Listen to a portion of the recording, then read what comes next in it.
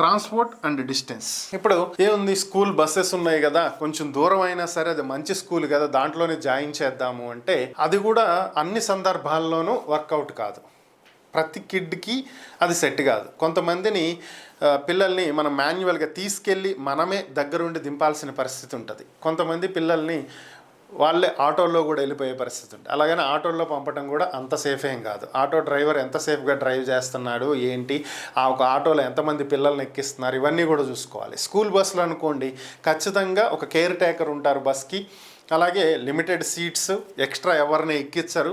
So ఇవన్నీ చూసుకోవాలి. అలాగే ఆ డిస్టెన్స్కి ఎంత ఛార్జ్ చేస్తున్నారు స్కూల్ వాళ్ళు, అది అఫోర్డబుల్ ఫీజా కాదా, ఇలా ప్రతిదీ కూడా మీరు చూసుకోవాలి. ఎంత డిస్టెన్స్ ఉంది, ఇంటి దగ్గర నుంచి ఎంత డిస్టెన్స్ ఉంది.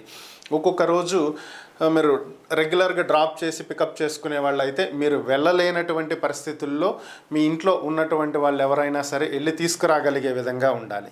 సో ఇలా డిస్టెన్స్ని, ట్రాన్స్పోర్ట్ని అన్నింటినీ మీరు దృష్టిలో పెట్టుకోవాలి.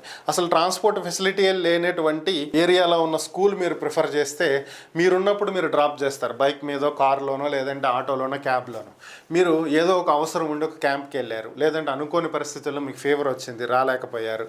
ఒకరోజు ఆఫీస్లో మీటింగ్ వల్ల కుదరలేదు, మీ వైఫ్ లేదంటే బాబు పాప గ్రాండ్ పేరెంట్స్ ఎవరో ఒకళ్ళు వెళ్ళి తీసుకురావాలి కదా, ట్రాన్స్పోర్ట్ ఉండాలి కదా. సో ఇలాంటివి చూసుకోవాలి.